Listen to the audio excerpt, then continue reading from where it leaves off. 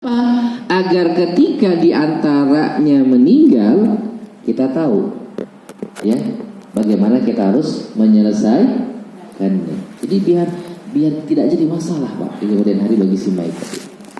Nah ini ya.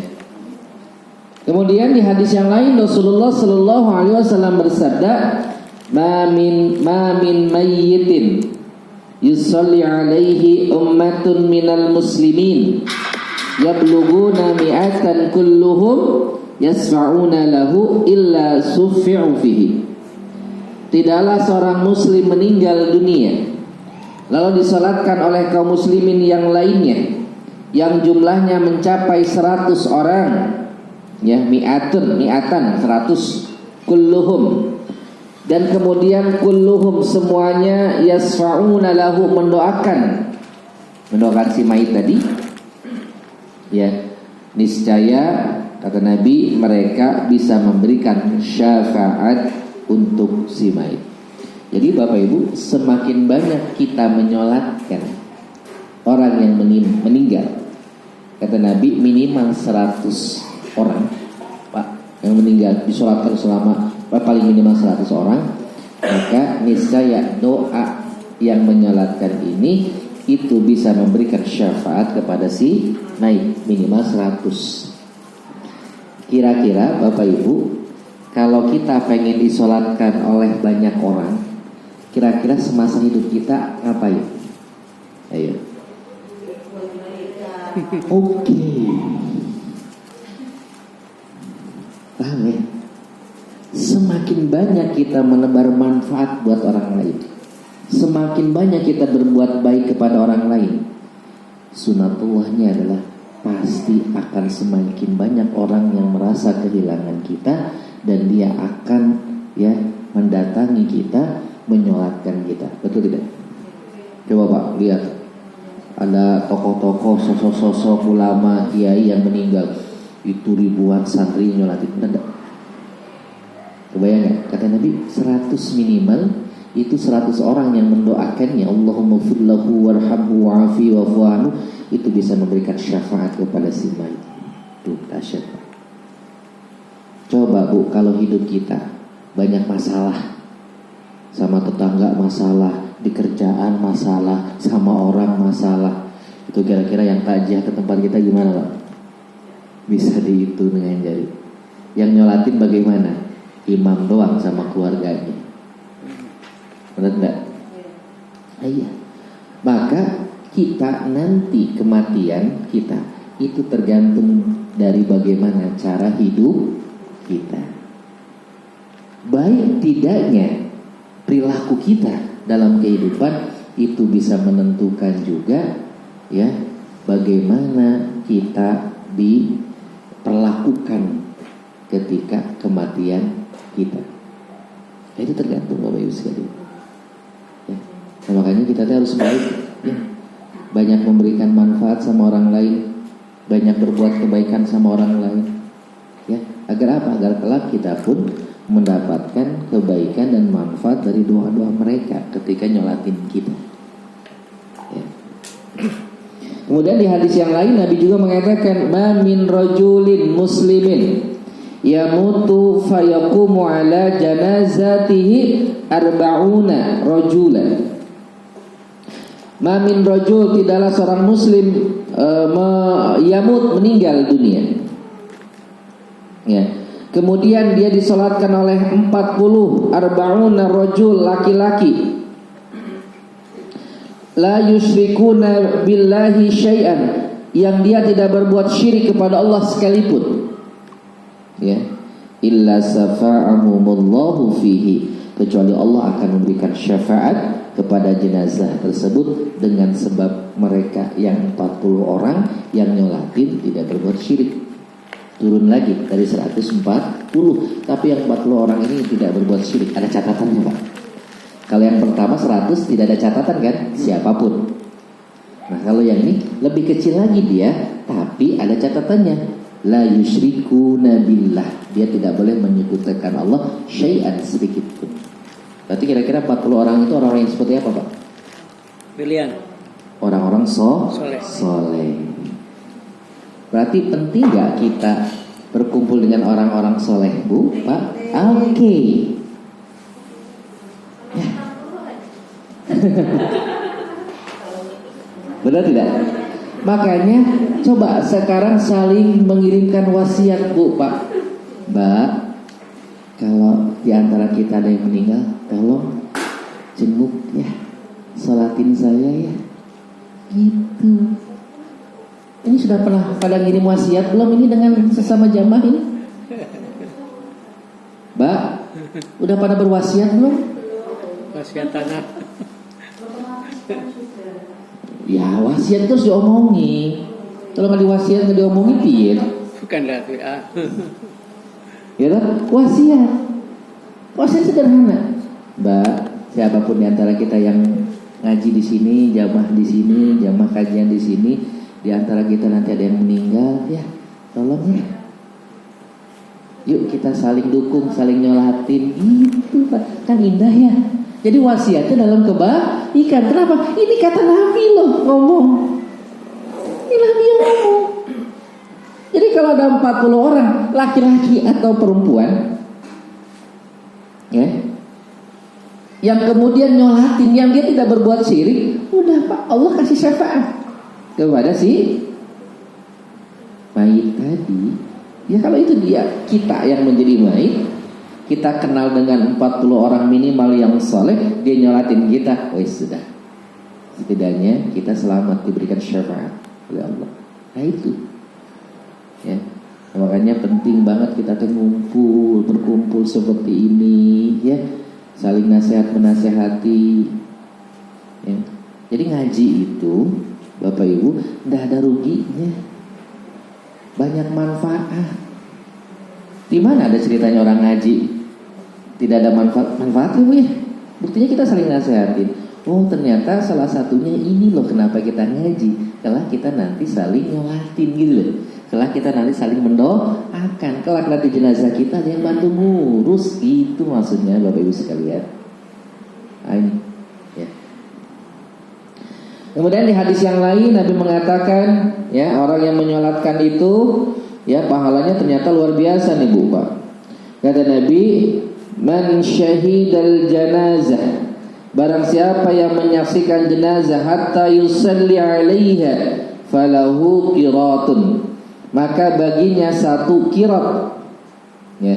Wa man syahida hatta tudfana kana lahu qiratan, lalu barang siapa yang menyaksikan jenazahnya sampai dia dimakamkan, jadi dia ikut prosesnya 4 rukun tadi Pak, mandiin, ngafanin, nyolatin, sampai ke pemakamannya dia hadir menyaksikannya, maka baginya qirotoni, 2 qirot ya. Qila wa mal qirotoni, apa ya Rasulullah yang dimaksud dengan 2 qirot? Rasul mengatakan mislul jabalaini azimaini, itu seperti 2 gunung besar. Tuh pahalanya banyak banget ya. Kita menyaksikan jenazah sampai sholatnya aja, misalkan kita punya keperluan tidak bisa mengiringi jenazahnya sampai ke pemakamannya, dapat 1 gunung pahalanya Pak. Kalau kita punya waktu luang nganterinnya sampai kepada pemakamannya, kita hadir di pemakamannya, maka baginya adalah 2 gunung. Besar ya tuh, besar. Tapi kenapa banyak dari kita yang hari ini perkara kematian ini seringkali diabaikan? Aduh maaf, saya lagi kerja sibuk, gak bisa keluar. Ada yang begitu gak? Nah itu dia. Kenapa demikian masyarakat seolah abai dengan perkara ini? Karena mereka gak tahu ilmunya. Itulah kenapa kita harus dakwah. Itulah kenapa kita harus saling ingetin bahwa syariat Allah ini yang sudah diturunkan, ketika kita menjalankannya akan ada kebaikan-kebaikan kepada diri kita, akan banyak pahala-pahala besar yang akan menghampiri kita. Jangan mengabaikan perkara-perkara itu ya. Di hadis yang lain Nabi mengatakan man shalla ala janazah ya, barang siapa yang sholat jenazah ya, walam yatba'ha, yang kemudian dia tidak mengiringi jenazahnya, falahu qiratun, maka baginya 1 qirat.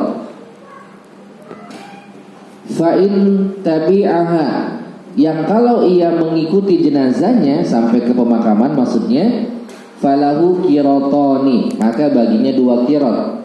Qila wa mal qiratani, apa yang dimaksud dengan 2 qirat ya Rasulullah?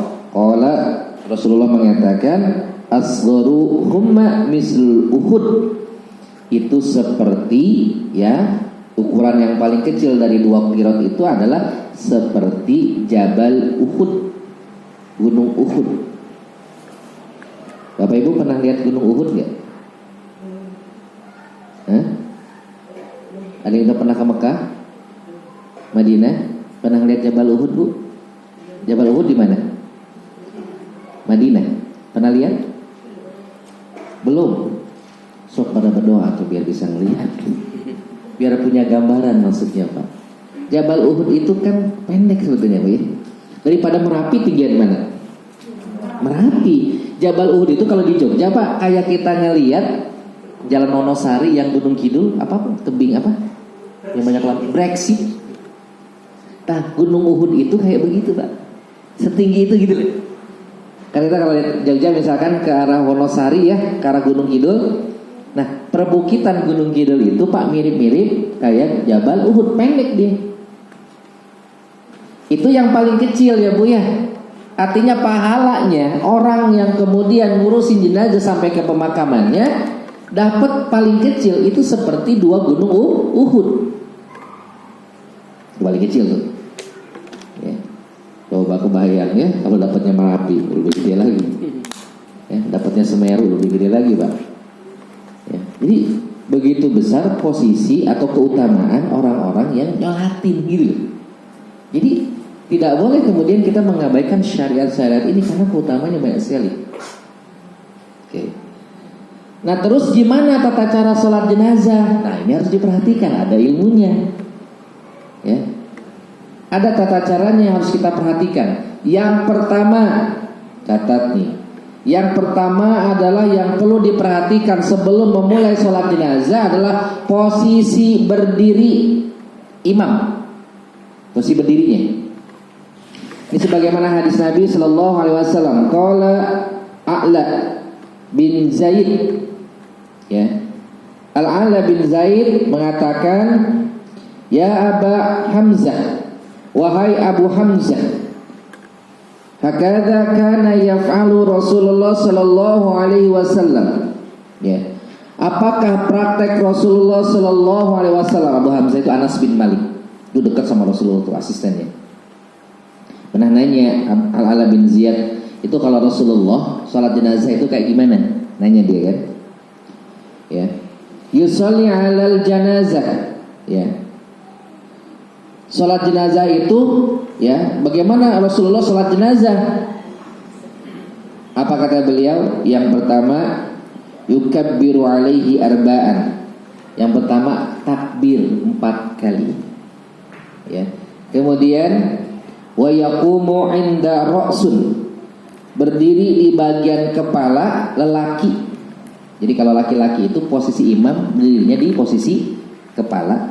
Sedangkan, ya, wa azizatul mar'ah, kalau perempuan itu di tengah, di bagian perutnya. Qala na'am, benar gitu ya. Nah, jadi seorang imam Pak, kalau sholat jenazah, ini akan kita sholat jenazah ya. Ini agak dari kapan ini ya.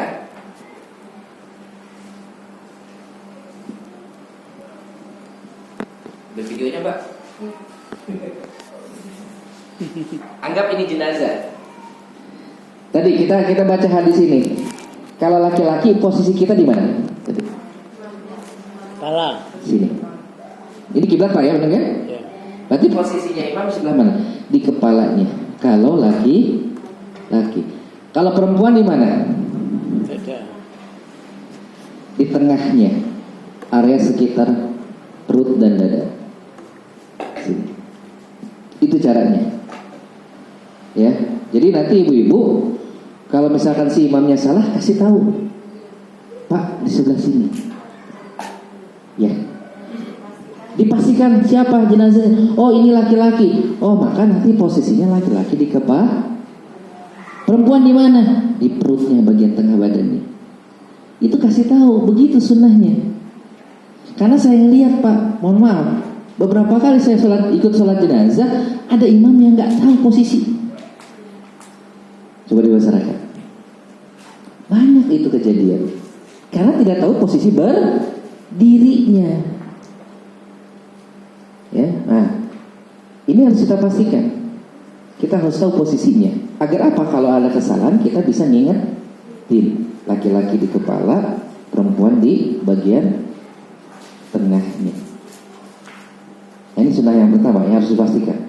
Ya, posisi berdiri. Karena sebelum takbir segala macam kan pastikan lu posisi berdiri kan. Ya. Yang kedua, yang harus dipastikan yang kedua dalam salat jenazah adalah jumlah shofnya. Jumlah shof. Ya. Kata Nabi SAW, man shalla alaihi salasatun sufufin faqad auhaba. Barang siapa yang mensolatkan jenazah dengan membuat 3 shaf, maka wajib baginya mendapatkan ampunan. Jadi si mayit itu dapat ampunan paling minimal berapa? 3 shaf. Paling minimal 3 shaf. Ustaz, orangnya cuma sedikit, gimana atur shafnya? Gimana caranya bisa membentuk 3 shaf? Misalkan ada 10 orang. 10 orang dengan imam. Berarti imam, misalnya laki-laki Bu ya, imam berarti gimana caranya biar jadi 3 shaf? 3, 10 kan? Paling minimal dibentuk 3 shaf. Orangnya cuma ada 6, 2.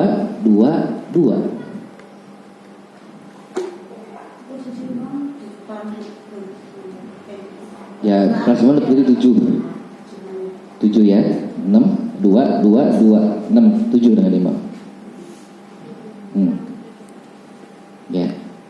Nah makanya pengaturan shaf ini menjadi hal yang sangat penting juga dilakukan. Agar apa?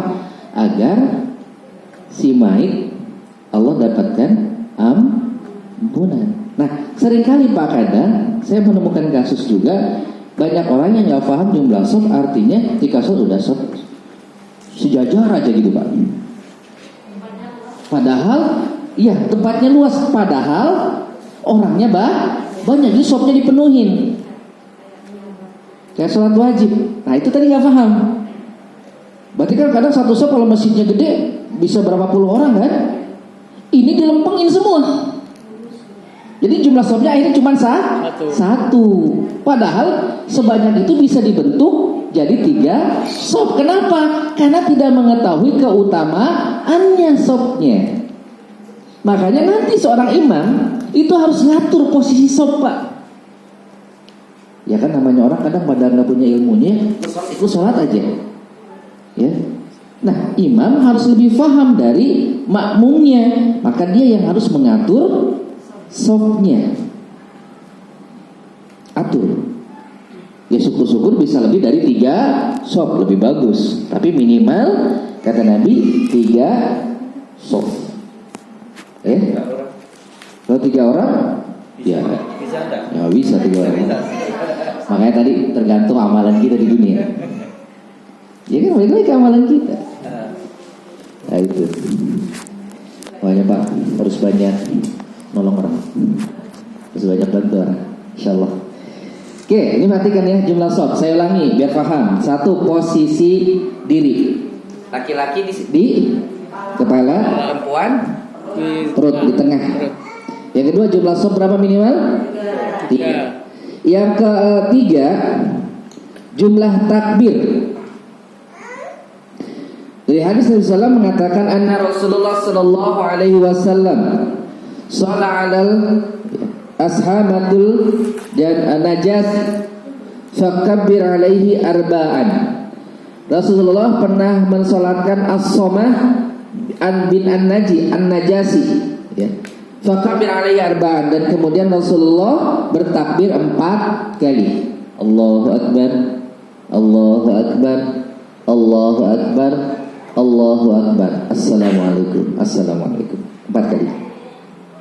Ya, nanti bacaannya seperti apa kita jelaskan. Ya, jadi jumlah takbirnya berapa? 4. Ya. Kemudian selain takbir, dia harus mengangkat tangan sebagaimana sholat. Ini kata Nabi, kana yarfa'u yadaihi fi kulli takbiratin alal janazah. Ibnu Umar radhiyallahu an mengangkat tangannya, karena yarfa' mengangkat yadaihi di setiap kali takbir dalam sholat jenazah. Gak cuma sekedar takbir, berarti tangannya mesti diangkat sebagaimana kita sholat. Allahu Akbar, Allahu Akbar, tangannya diangkat. Sambil takbir tangannya diangkat. Ini tata caranya. Ya, jadi jumlah takbirnya 4 sambil angkat tangannya. Oke, itu yang ketiga. Kemudian yang keempat, tempatnya. Yang perlu diperhatikan, tempat sholat jenazahnya itu di mana? Apakah di masjid atau di tempat yang lain? Oke, ini keterangannya. Karena Nabi di riwayat Bukhari, anna Rasulullah sallallahu alaihi wasallam na'a najasi fi yaumil ladzi mata fihi. Rasulullah sallallahu alaihi wasallam mengumumkan kematian An-Najasi di hari ia wafat. Kemudian kharaja ila musalla, kemudian Rasulullah keluar ke musalla, ke tempat terbuka, ke lapangan. Fasaffa bihim, kemudian menyusun saf untuk salat, fakabbaru arba'an, dan kemudian bertakbir 4 kali. Lihat hadisnya Bapak Ibu sekalian.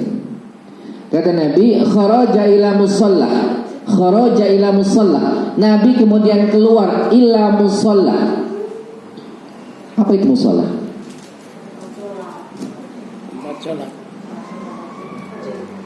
Kalau di kita musalla itu apa Pak? Surau.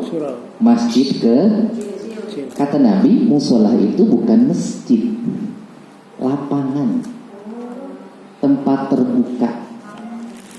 Kita seringkali mengistilahkan musalla. Ya, benar nggak? Bisa di halamannya, bisa di tengah lapang. Bapak pernah nggak tahun kemarin Ramadan Muslim New York nggak ke masjid? Dia sholat di Times Square. Di Times Square, jalan Pak terbuka. Namanya Times Square terkenal. Kalau kita menjogja Malioboro-nya lah. Sholat tarawih di situ. Pertanyaannya, boleh nggak? Karena Times Square itu disebut dengan musalla. Apa bedanya sama masjid? Dari kata bahasa masjid itu dari kata sajada yasjidu, masjid. Masjid itu tempat orang sujud. Kalau sholat, musalla itu tempat orang sholat. Apa yang membedakan musalla dengan masjid? Satu, musalla itu maknanya umum, bisa di mana saja. Di sini Pak, kalau penuh bisa nggak sholat di sini Pak? Bisa. Ini namanya musalla. Coba kalau Idul Fitri, masjidnya nggak cukup, kadang orang pada sholat di jalan, betul nggak? Boleh nggak? Boleh nggak? Boleh, karena jalan itu bisa jadi tempat sholat selama dia suci. Tidak ada kotoran misalkan. Tapi ada nggak sholat tahiyatul mushola? Nggak ada. Nggak ada. Ini saya sering lihat Pak, pas lagi sholat id, sholatnya di lapangan. Sambil nunggu imam khotib naik, dia sholat 2 rakaat. Pertanyaannya dia sholat apa?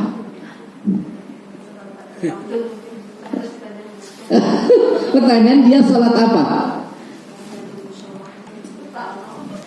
Ada nggak sholat tahiyatul mushola? Nggak ada. Nah inilah kenapa kita harus paham istilah mushola dengan istilah masjid. Beda nanti secara hukum. Makanya yang ada sunnah sholat tahiyatul masjid ya masjid. Masjid itu identik dengan tempat. Kalau musola di mana saja orang sholat itu namanya musola. Mau di tengah gurun, Pak, ya, mau di tengah lapangan, mau di tengah jalan. Kalau dia bisa sholat di situ maka sholatlah. Kalau masjid khusus dia tempat sujud. Kalau di rumah kita kadang kan istilahnya saya bikin musola kecil di rumah saya. Bukan musola, masjid. Masjid kan? Iya kan? Masjid bukan? Masjid. Kan kalau kita di masyarakat mana masjid itu kan besar atau kecil. Kalau masjid kecil namanya musola, karena dia nggak dipakai sholat Jumat, benar nggak Pak ya? Yang dipakai sholat Jumat namanya masjid jami, masjid besar. Selama ini begitu kan? Jadi masjid itu mau gede, mau kecil, dia namanya masjid. Maka ada sunahnya sholat sunat tahiyatul masjid. Nah itulah kita kadang karena nggak tahu istilah, salah memahami istilah, salah apa hukumnya ntar. Makanya tadi ada orang-orang yang kadang ketika di lapangan sholat id dia malah sholat tahiyatul masjid. Nanti tanya, Mas tadi sholat apa? Tahiyatul masjid. Oh berarti belum paham Pak. Kasih paham. Oke. Kita ulangi lagi. Apa yang harus perhatikan ketika sholat jenazah? 1, posisi berdiri. 2, jumlah shaf minimal 3. Ketiga, takbir berapa? 4. Sambil mengangkat tangannya. Yang keempat, tempat sholat. Berarti boleh nggak kita sholat jenazah di lapang? Boleh nggak kita sholat jenazah di halaman masjid? Boleh nggak kita sholat jenazah di jalan? Boleh. Jawabannya boleh. Ya. Saya mah pengennya di masjid, boleh nggak? Boleh, kan ada hadisnya. Nih kata tadi. Wallahi ma yusalla Rasulullah sallallahu alaihi wasallam ala Suhail bin Bayda. Demi Allah, tidaklah Nabi sallallahu alaihi wasallam menyolatkan jenazah Suhail bin Bayda, ya, wa akhihi, dan saudaranya itu Sahal, ya, illa fil masjid, kecuali di masjid. Jadi nanti jangan berdebat ya mengenai posisi sholat jenazah. Di masjid boleh nggak? Boleh. Di lapangan boleh nggak? Boleh. Jadi jangan berantem harus di masjid. Di rumah boleh nggak? Boleh Pak. Kan namanya musola tadi mau hukumi. Nggak mesti harus dibawa ke masjid. Kan ada orang-orang yang harus dibawa ke masjid. Ada nggak? Ada. Padahal di halaman rumahnya kalau halaman gede boleh nggak? Boleh. Karena nggak ada sujud sama ruku kan? Cuma begini doang. Jadi boleh di mana saja. Ya. Jadi nggak usah berdebat. Kalau kemudian kondisinya tidak memungkinkan untuk dibawa ke masjid, udah sholat jenazah di situ saja. Rumahnya kecil, ada halaman nggak? Halamannya kecil, ada jalan nggak? Di jalan tuh, bikin soft sepanjang-panjangnya, sebanyak-banyaknya. Boleh nggak? Boleh. Kenapa harus ribet? Benar nggak Pak? Kadang ada orang yang bikin ribet sendiri, masjidnya jauh dari rumah. Potong masjid dulu, repot kan?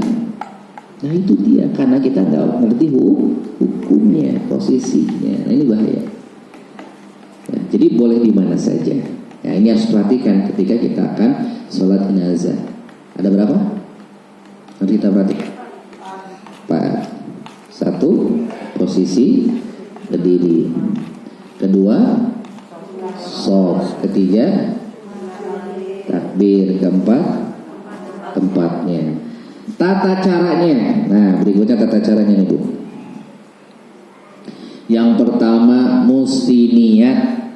Karena niat itu menentukan satu ibadah dengan ibadah yang lainnya. Dulu kita udah pernah bahas fungsi niat.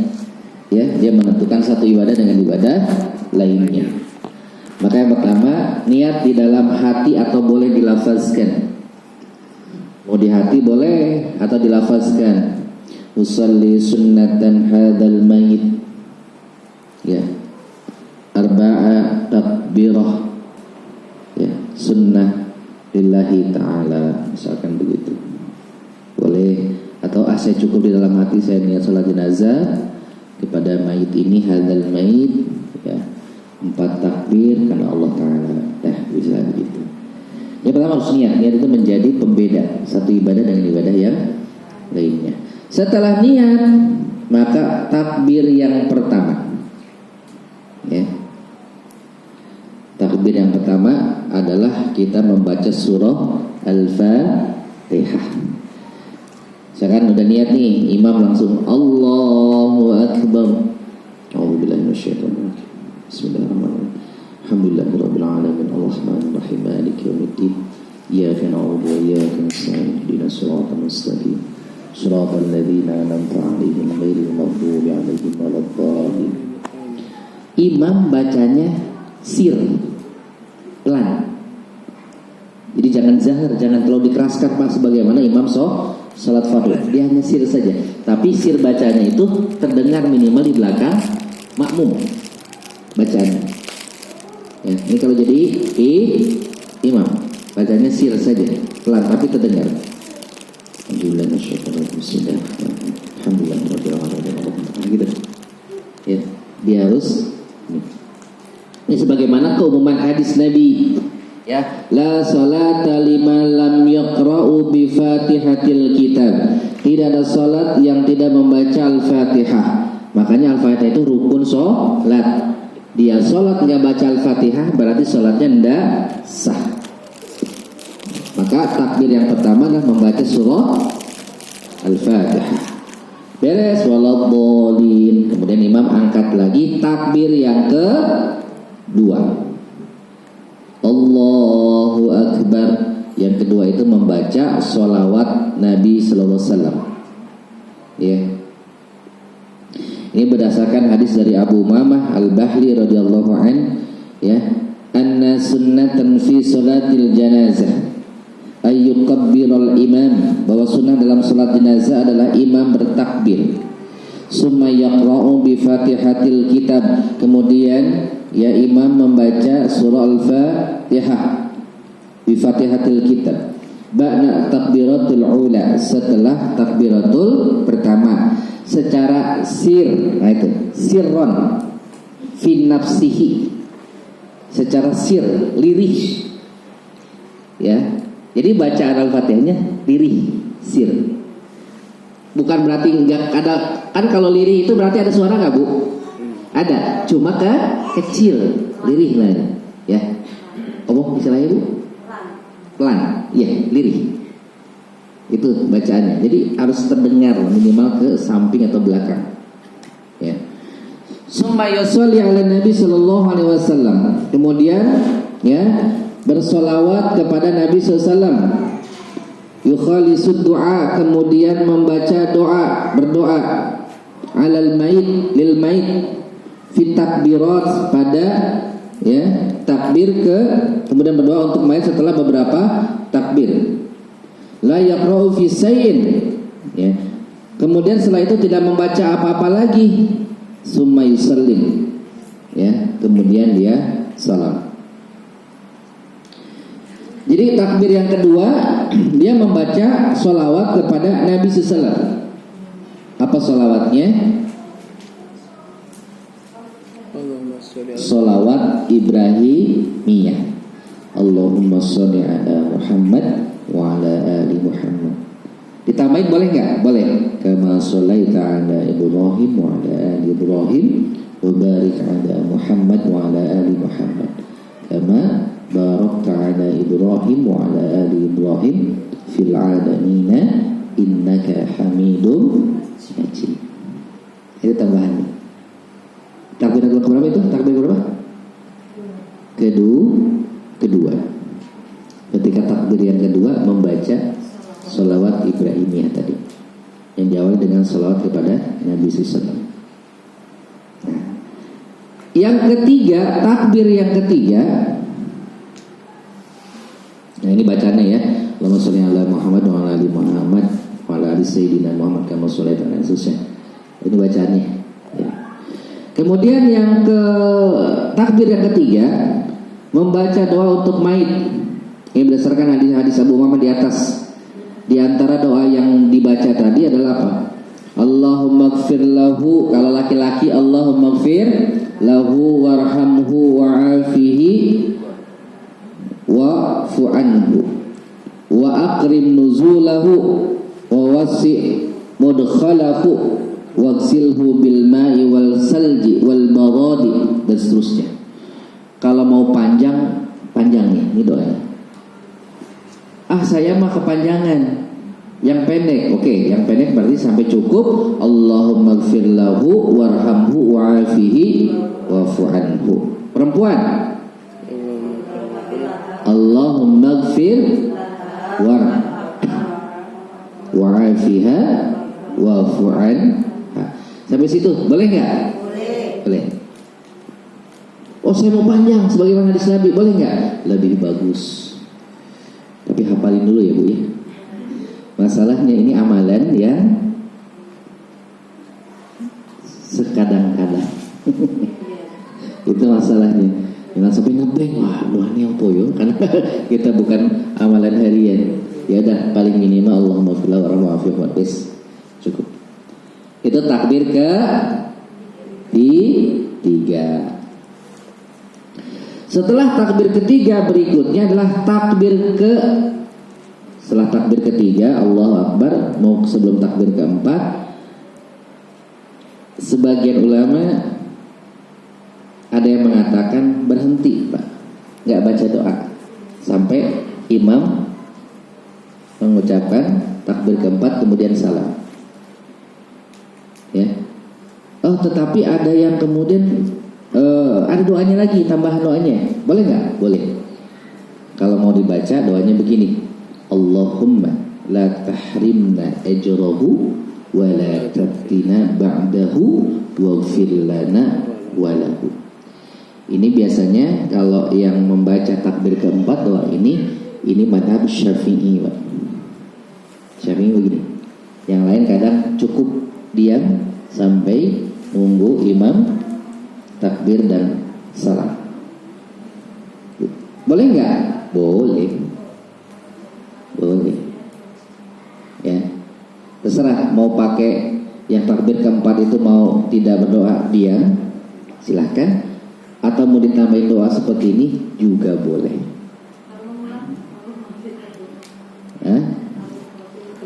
Kan ini ya doanya Bu. Wes jangan ngeyel. Ya. Kalau enggak diem aja Bu. Iya. Kan doanya tadi Allah bikin kan udah.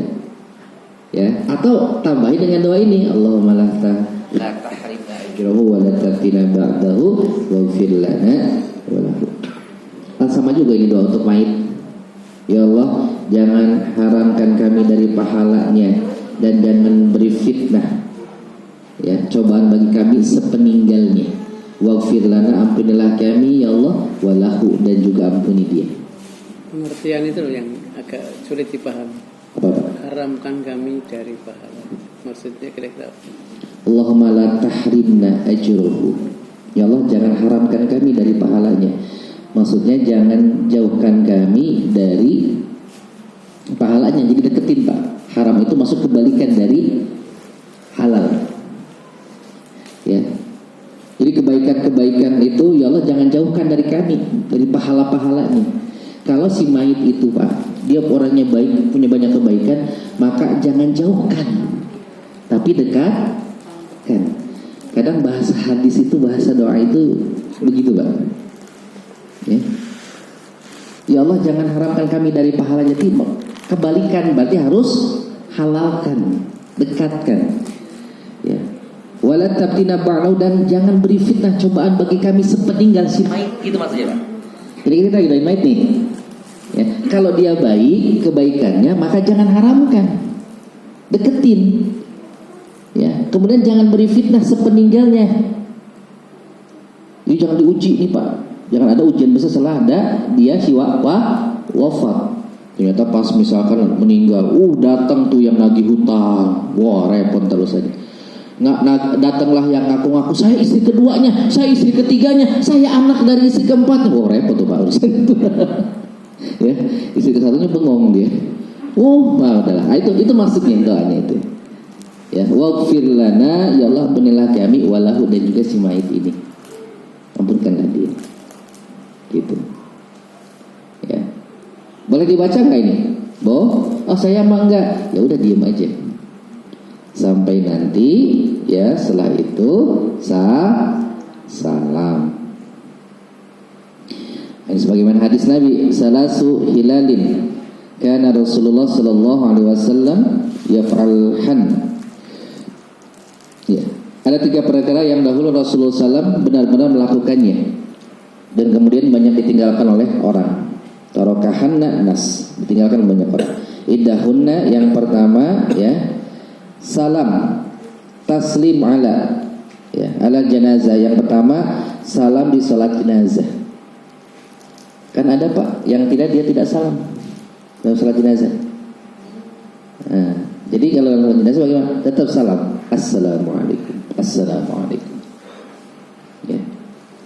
Mislu taslimi fi shalah, sebagaimana salam dalam salat lainnya. Jadi tetap salat jenazah dia diakhiri dengan salam. Salam itu sebagaimana salat yang lain, dia penutup dari rangkaian salat.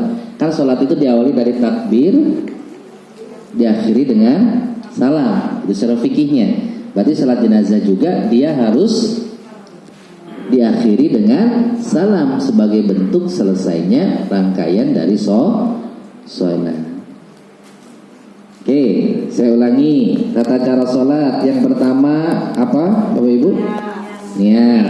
Yang kedua, takbir yang pertama membaca Al-Fatihah. Kemudian takbir kedua membaca sholawat Nabi. Takbir yang ketiga membaca doa si mayit. Takbir yang keempat membaca ini atau diam.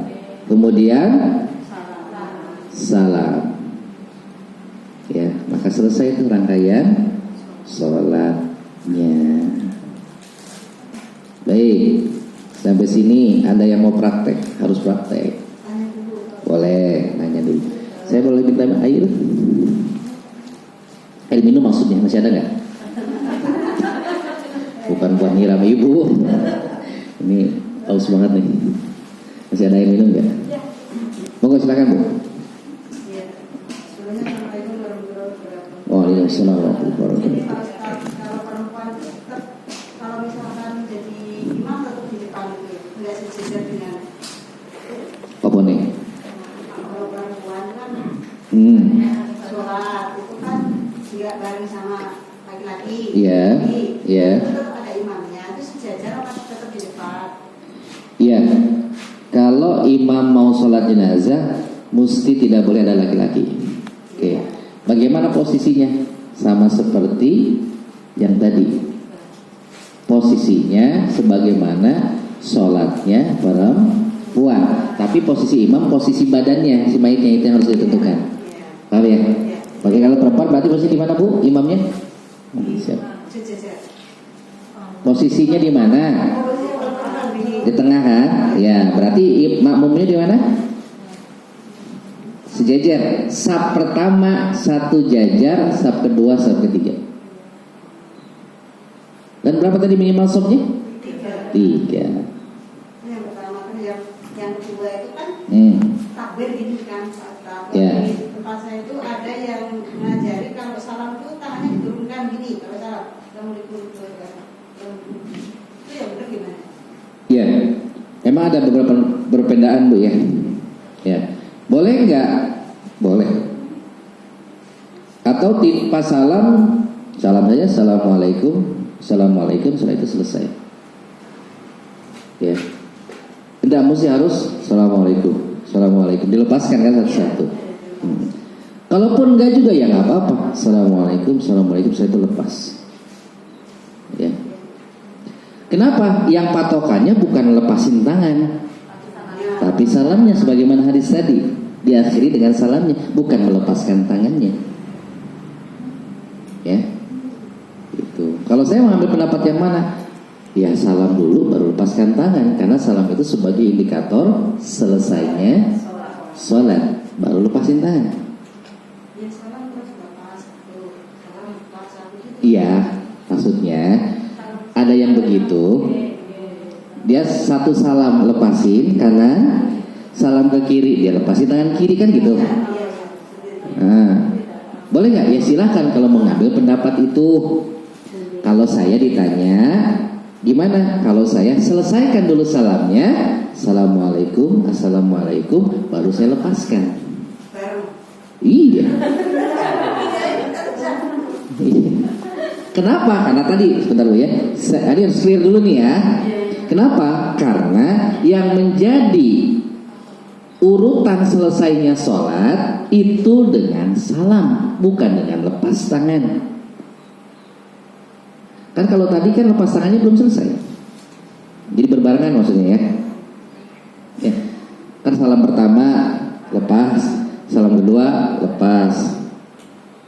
Ya, berarti ada tangan yang dilepasin. Ya, padahal itu belum selesai rangkaian kan, belum closing lah Bu bahasanya ya, belum closing sholatnya. Kenapa ini bicara fikih? Berarti bagaimana urutannya? Beresin dulu salamnya sebagai penentu akhir, setelah itu lepasin gitu harusnya. Tapi kalau tadi di masalah mengambil pendapat tuh, ya monggo-monggo saja. Tapi kalau saya lebih mengambil pendapat yang terkuat adalah selesaikan salamnya, karena sebagai selesainya rangkaian sholat, setelah itu baru lepaskan. Kan kayak begini, ya. Tadi urutan yang pertama sholat apa Pak? Niat kan? Selanjutnya apa? Takbiratul ihram, baru diangkat tangan kan? Angkat tangan dulu apa takbir dulu? Angkat tangan dulu apa takbir dulu? Allahnya dulu, tangan sekian seperdetiknya baru diangkat gitu loh. Kan tadi hadisnya takbir dulu sambil kemudian angkat tangan, berarti takbirnya dulu, tangan baru diangkat. Kan gitu. Allah, berarti Allah dulu apa tangannya dulu nih? Allahnya dulu baru tangan diangkat, kan? Maka ketika melepaskannya, apa yang dulu? Salamnya dulu, baru lepas paham? Selesai? Clear? Gak usah bantah-bantahan ya, udah selesai. Silakan Bu. Harus perempuan harus begitu Pak, harus mama, harus centre. Kalau nggak ngeyel sampai rumah. Silakan Bu.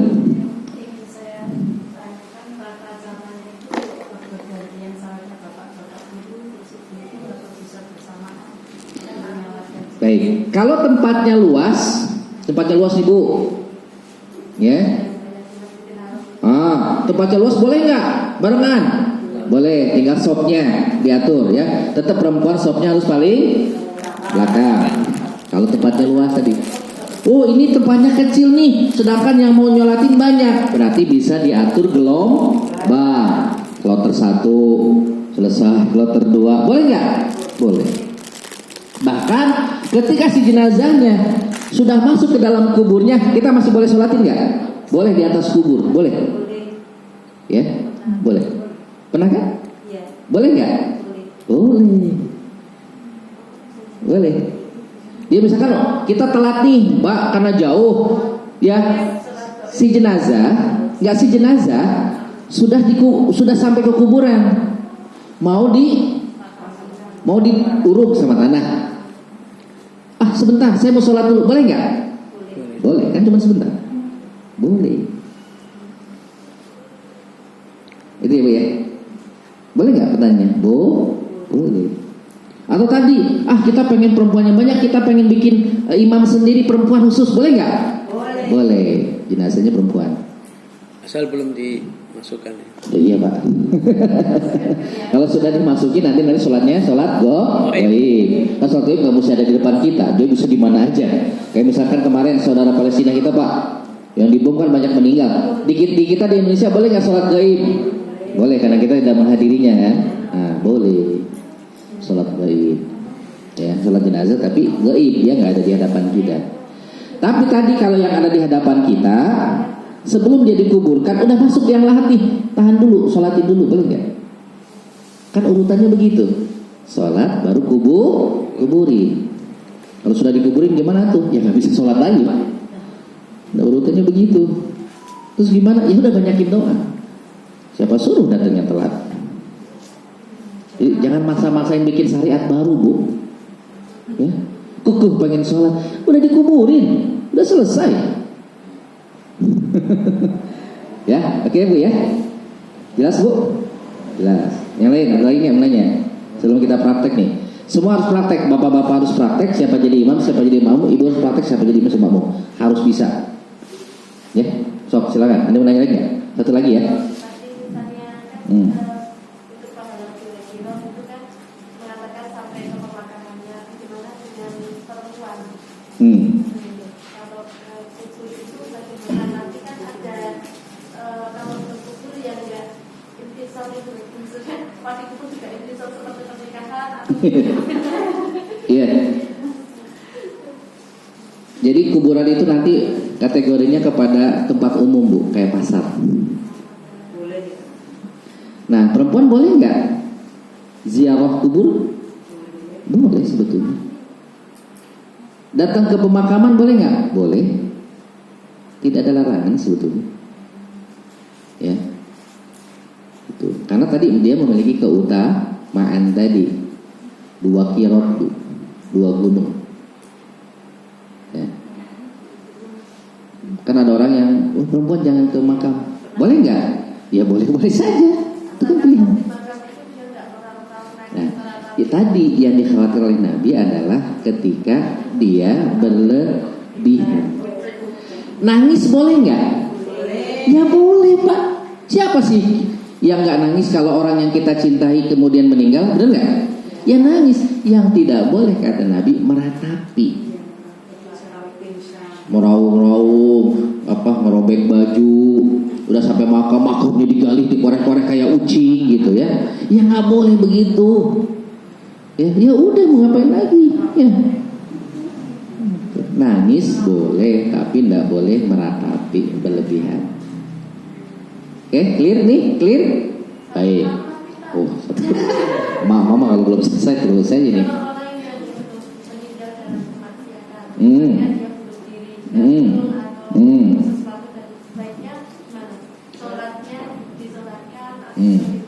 Ya, secara keumumannya tetap kewajibannya adalah dia disolatkan, diurusi jenazahnya.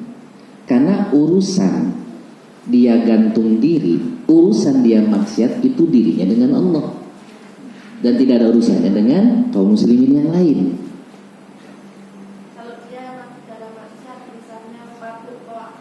Iya, kan maksiatnya urusannya bukan dengan ibu kan, benar nggak? Urusan maksiat dirinya itu dengan Allah. Sekalipun dia gantung diri, yang dosa siapa? Dirinya sama Allah. Udah selesai. Kewajiban kaum muslimin adalah fardu kifayahnya. Berarti apapun itu lakukan selama dia muslim. Kan yang nggak boleh disolatin yang kafir Pak. Kan gitu. Kemarin kita sudah bahas dulunya ya. Yang tidak berhak dimandiin siapa? Satu orang kafir. Ya iyalah, orang kafir mesti dimandiin, disolatin, dikafanin, ya beda prosesnya. Tapi tadi selama dia muslim, sekalipun dia pelaku maksiat, ya tetap karena haknya fardu kifayahnya tetap diurus. Kalau kita ngabaikan, wah dia mau tukang mabuk, biarin aja diantepin jenazahnya, nggak diurus, yang dosa siapa? Semuanya. Iya, gitu. Oke, clear Bu? Sekarang bapak-bapak lupa. Untuk doa kan kadang kita nggak hafal yang panjang tadi. Paling-paling biasanya ya umumnya orang hafal ya Allahumma fir lahu warhamhu wa'afi wa'fu anhu. Cukup, boleh. Yuk, ini bapak-bapaknya ada 3 nih, 4 sama bocil. Ayo Pak, kita praktek Pak. Monggo kita praktek. Ini ditutup dulu ya, biar nggak silau. Dicabut aja Mas, dimatiin aja. Matiin aja. Ini aja. Dimatiin aja.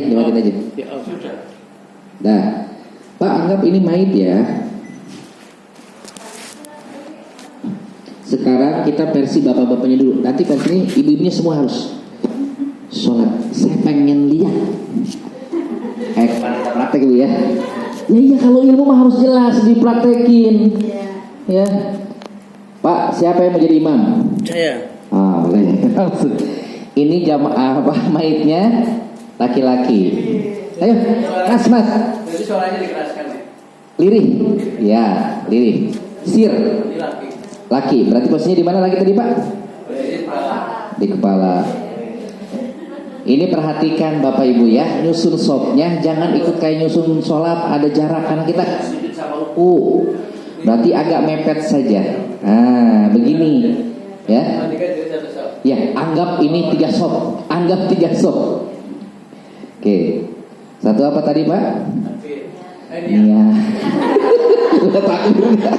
Saking Gregory. Oke, siap. So. Pak, dijangrekan aja ya. Semuanya baca ya. Bukan cuma imam, semuanya baca ya. Oke. Takbir pertama sampai salam terakhir. Monggo silakan.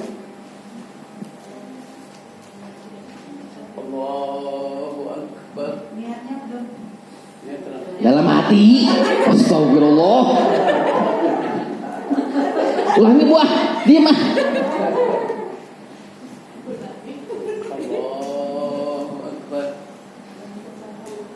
Baca Al-Fatihahnya Pak dikerasin Pak. Gak apa-apa ini praktek.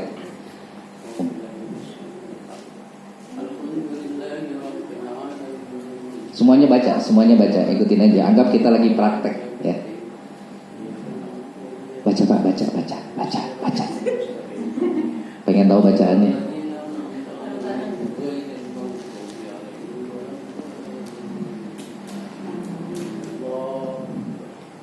Allahu Akbar. Yang keras bacanya. Allahumma sholli ala. Yang kerasin Pak. Kama sholaita ala.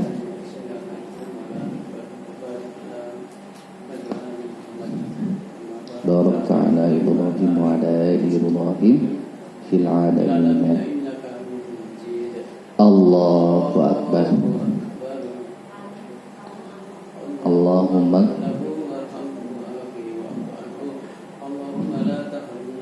Allahu Akbar.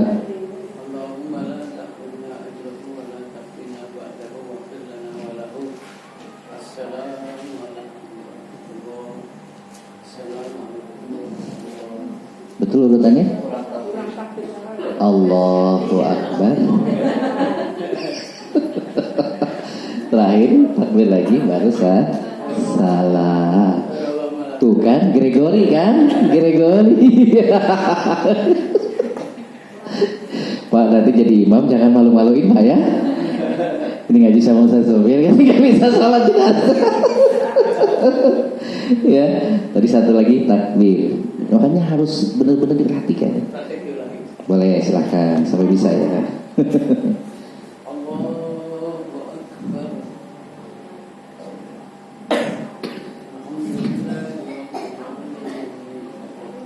Sir.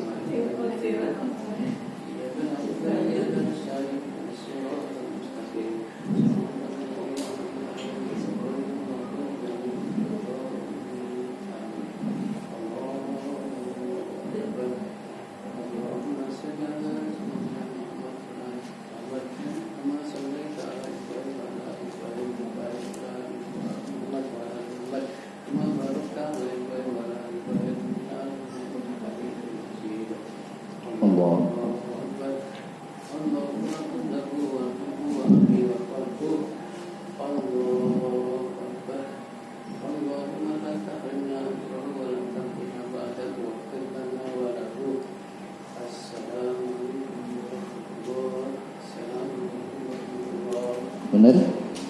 Nah, tadi karena disambungin sama doanya jadi lupa takbirnya yang keempat. Betul Bu?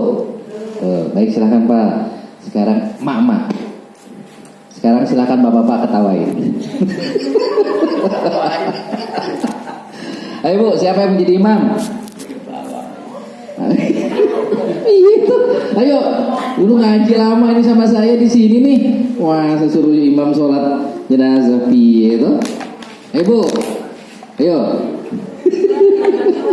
Enaknya ngetawain orang kenapa. Oke, Sayyidina boleh. Boleh, enggak juga enggak apa-apa. Ayo Bu, astagfirullah. Semuanya.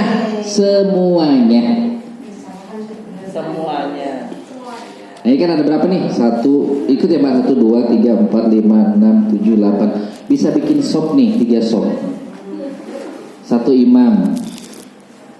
8 berarti sisanya sop. Ayo, siapa yang jadi imam? Ayo semua. Oh. Ayo Bu. Kan kita perhatiin ini Bu. Ya Allah, ini kayak ngajarin anak PAUD gitu ya. Jadi kalau sholatnya, yuk. Ibu-ibu teh bukan PAUD Bu. Ya Allah. Walah. Ini yang mau jadi imam siapa ini? Yang sepuh. Ya balik sepuh ya ini dirimu. Mau nunjuk orang lain. Tong itu manusia berapa yang paling tua? Wes, ayo Bu. Ya Allah, piye toh? Ya ini ya imam kiri kanan aja softnya karena ini terbatas sejajar sama imam tengah. Kalau perempuan gimana? Nah, yang belakang berarti bikin 3 soft, 3 belakang lagi 2 boleh Mbak? Nah situ. Kalau perempuan ya sebagaimana sholat perempuan. Kalau laki-laki tadi harus ada jarak. Ini perempuan ya, berarti posisinya di. Nah, ayo silahkan Bu. Semuanya baca, saya pengen dengar bacanya, hafal atau enggak? Sok, bro ketawain aja Pak.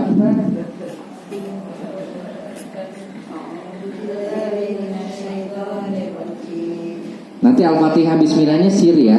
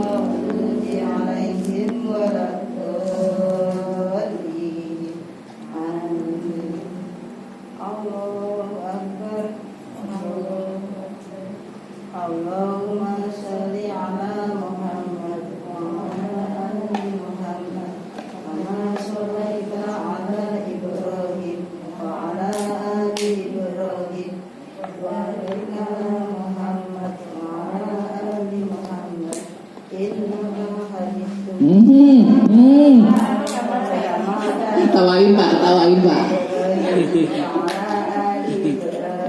Tuh makanya jangan mau ketawain orang.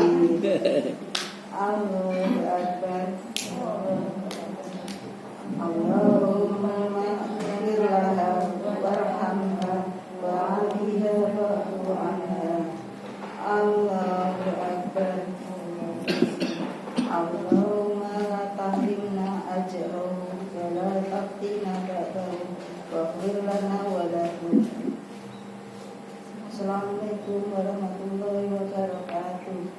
Assalamualaikum warahmatullahi wabarakatuh.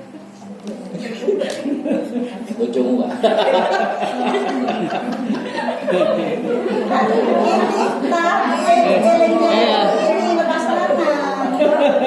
Mau pakai yang mana?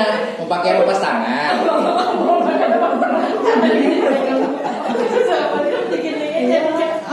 Udah ini.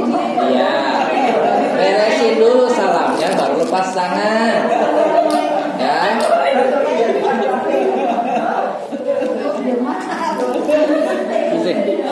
Ya Allah. Lepas tangan kayak tari saman.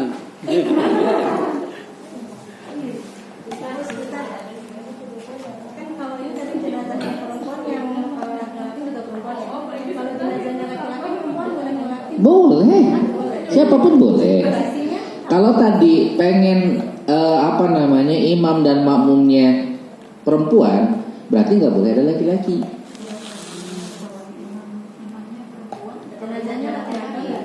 Mau jenazahnya boleh nggak? Yang lain boleh, laki-laki atau perempuan boleh. Tapi misalkan karena keluarga, saya pengen keluarga khusus perempuan mau nyolatin sendiri, Atau pas tahiyat baru semuanya. boleh. Tapi dia tidak boleh ada laki-laki. Makmumnya nggak boleh laki-laki, harus semuanya perempuan. Jenazahnya mau laki-laki atau perempuan? Boleh. Jadi tidak boleh diimami oleh perempuan. Intinya tidak boleh diimami oleh perempuan kalau jadi imam. Itu laki-laki. Kalau mau perempuan semua imamnya perempuan. Emansipasi katanya itu. Ah, iya. Ya. Oke, Mbak ya. Tuh kan dia di luar kan, nggak di sini. Bukan, dia kan kalau tadi posisi jenazah perempuan. Ah. Nah, kalau jenazah laki-laki berarti yang sholat yang makmumnya perempuan gimana? Di mana? Kalau laki-laki di mana? Kepala. Ya udah di kepala. Tetap di kepala. Lah iya, emang di mana? Di kaki. Posisi itu tidak berubah. Laki-laki perempuan, laki-laki di kepala, perempuan di Makanya tadi saya bilang ini jenazahnya apa? Perempuan. Berarti posisinya di mana? Doanya beda, kan gitu. Kan tergantung jenazah, kan hukumnya kan nanti syariat itu kan berurutan dia. Laki-laki kepala. Imam perempuan jadi sholatnya apa? Ya.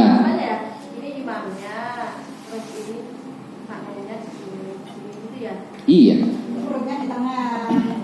Tapi kan yang perempuan lagi. Yo. Terus imamnya besok kan jamaah besok kabeh, terus makmumnya, terus jadi kan makmumnya, tapi imamnya bisa. Iya. Yang membedakan tuh posisi imam. Posisi. imam tapi Posisi jenazah imam. perempuan sama saja. Beda. Laki-laki kepala. Baik beda. Ini belum nyambung nih, belum connect lagi nih. Kita balik lagi nih ke awal nih. Kalau jenazahnya laki-laki, posisi imam di mana tadi? Kepala.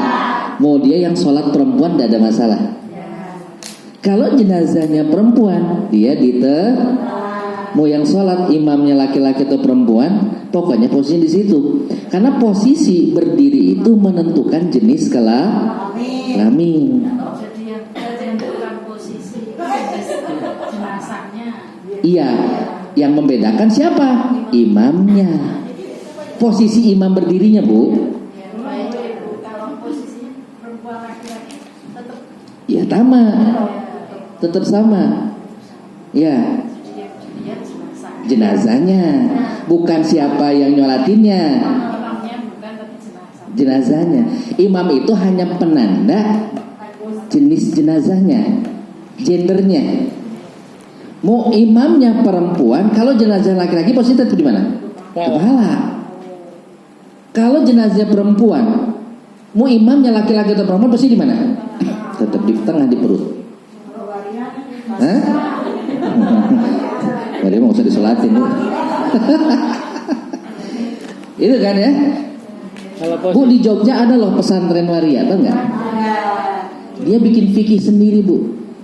Termasuk fikih sholatnya. Dia fikih sholatnya apa, Bu? Menghukumi dia perempuan. Apalagi yang kelaminnya udah dipotong. Ada nggak yang kelamin dipotong? Kayak Cinta Luna, kelaminnya udah dipotong, Bu. Udah nggak ada bentuknya, Pak. Hah? Ya, jangan nanya saya bisa atau enggak, lihat aja, Pak.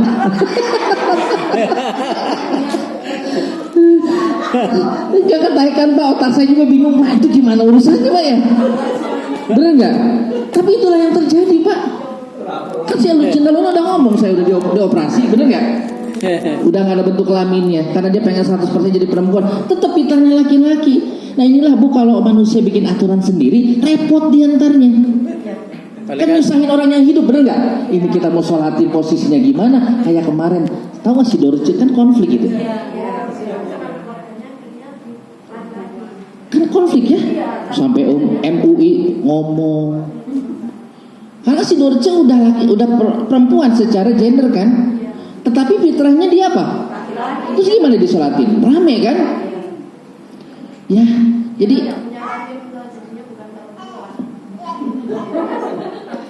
iya. dia.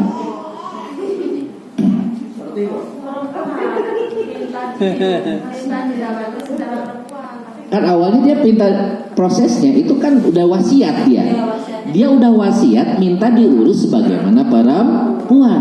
Nah, Dorce itu bukan kelamin ganda, bukan. Dia memang laki-laki. Cuma tadi dioperasi pas segala macam jadi pada perempuan.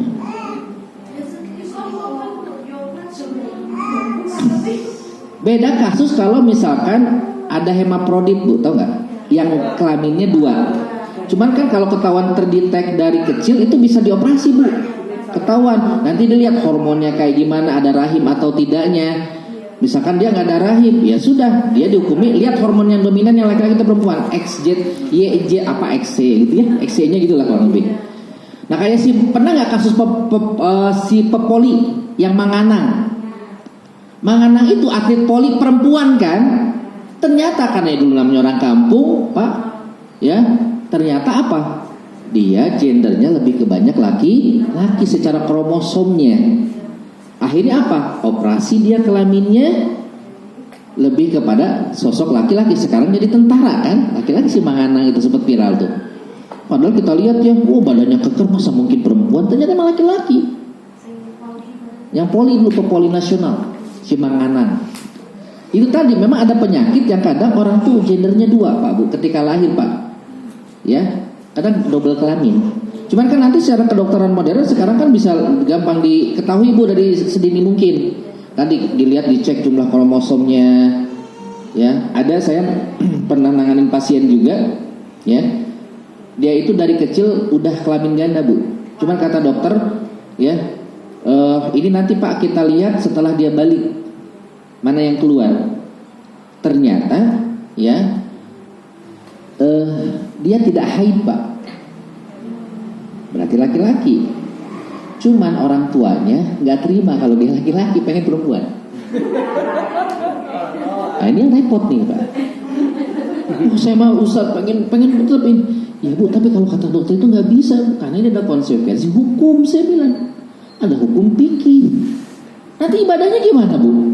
Saya bilang kalau dia secara medis dihukumi laki-laki, berarti semuanya harus laki-laki. Nanti kalau nikah gimana, Pak?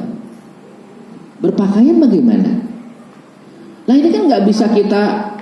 Makanya tadi begini Bapak Ibu, syariat itu tidak boleh berdasarkan rasa.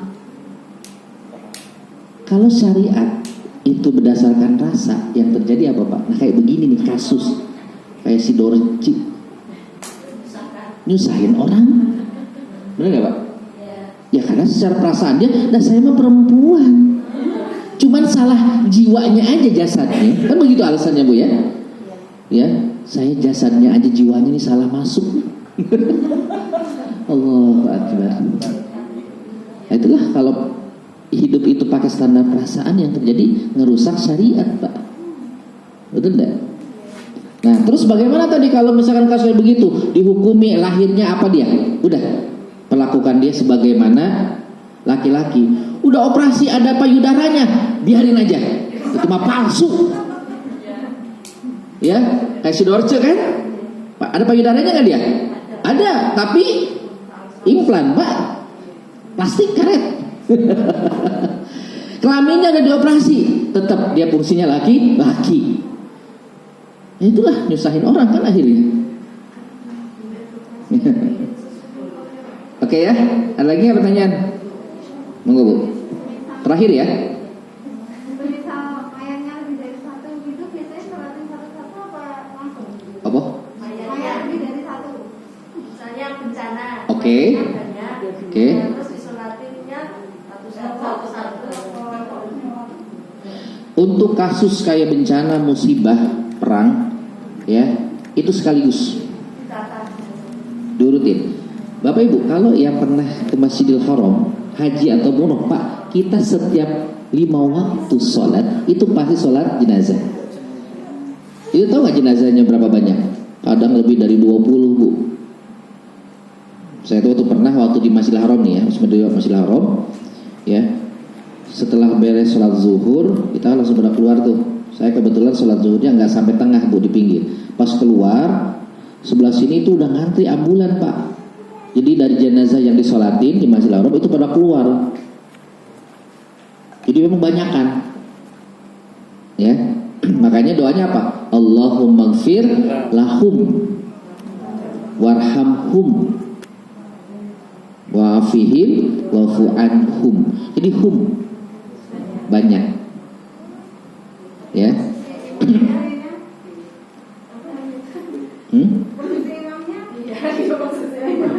Kalau laki-laki dan perempuan di loteng. Kalau kondisinya seperti itu, ya, dia posisi imam tidak ada di posisi tertentu. Bebas. Mau di kepala boleh, mau di perut boleh. Tapi kan yang di Masjidil Haram itu Pak, posisi jenazah nggak ada di depan. Jenazahnya ada di sebelah beda, nggak di. Kan ini, Bapak kalau sholat, imam itu di mana tuh Pak? Sudais di mana dia kalau sholat? Di depan Ka'bah kan? Apakah ketika imam Sudais di depan Ka'bah kemudian mayatnya di depan Ka'bah? Enggak, mayat posisi di tempat lain. Bukan di depan Ka'bahnya. Tapi belum di makam. Belum di makam itu ada ngejejer posisinya. Jadi kayak sholat gaib tapi jenazah jauh. Bukan di depan si imamnya. Karena banyak. Di Masjid Nabawi juga begitu. Imam itu kan di depan Raudhah kan? Kalau di Masjid Nabawi depan Raudhah Pak, posisi imam. Nah, ketika ada yang meninggal, apakah si jenazahnya di depan Raudhah? Tidak, jenazah ada di paling belakang, pintu belakang. Jadi ketika imam selesai, langsung udah ambulan tuh Pak, ngejejer. Nah itu posisinya Bu ya. Kalau dia misalkan bencana, musibah, misalkan dulu waktu Aceh itu kan, itu Pak. Karena teman saya pernah ke Aceh waktu tsunami Pak. Bukan ngumpulin mayat banyak banget, sampai ribuan Pak, puluhan ribu bahkan.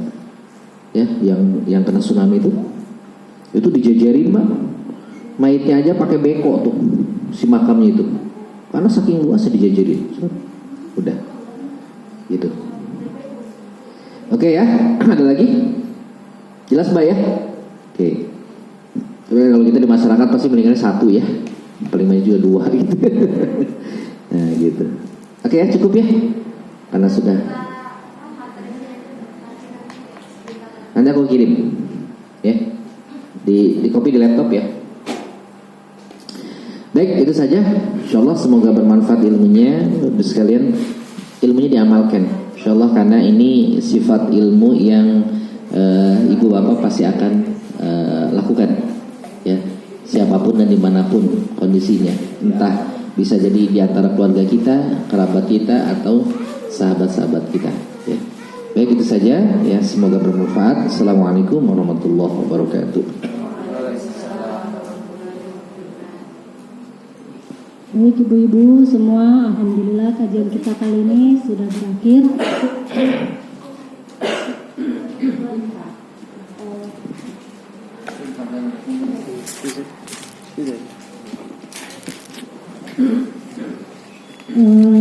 Baiklah, kita akhiri kajian kali ini dengan membaca hamdalah 3 kali dan doa kafaratul majelis.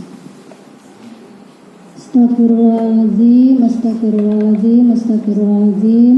Subhanakallahumma wa bihamdika, asyhadu an la ilaha illa anta, astaghfiruka wa atubu ilaik. Baik, demikian dari saya. Apabila ada kekurangan mohon maaf yang sebesar-besarnya. Wassalamualaikum warahmatullahi wabarakatuh.